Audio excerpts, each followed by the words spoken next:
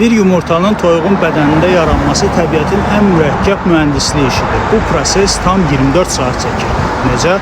Gəlin danışaq. Hər şey bəsit bir sarı hifzlə, mikroskopik bir hüceyrə ilə başlayır. Zaman keçdikcə o bədənin daxilində qorunur, bəslənir, zülallarla əhatə olunur. Canlı orqanizm öz daxili enerjisini, kalsiumunu, bir sözlə özündən olan hər şeyi o yumurtanı var etmək üçün xərcləyir. Prosesin son 20 saatı isə tamamilə qoruyucu qabığın formalaşmasına həsr olunur. Canlı öz sümüklərindəki kalsiumu əridib o yumurtanın ətrafına möhkəm bir divar hörür. Sırf içəridəki o dəyərli şey zərər görməsin, qorunsun deyə. Çünki daxildə gedən bu proses böyük bir fədakarlıq tələb edir. Sən özündən verir, fəda edirsən. Qarşı tərəf isə tədricən formalaşır. Amma biologiyanın ən acımasız qanunu son saniyədə baş verir. O yumurta mükəmməl formaya düşüb bədəndən kənara çıxdığı an ana orqanizm üçün artıq yad bir obyektə çevrilir. O çölə atılır. Daxildə aylarla, günlərlə bəslənən, üzərində titrənilən o möcüzə xaricə çıxdığı an daxillə olan bütün bağları bir dəfəlik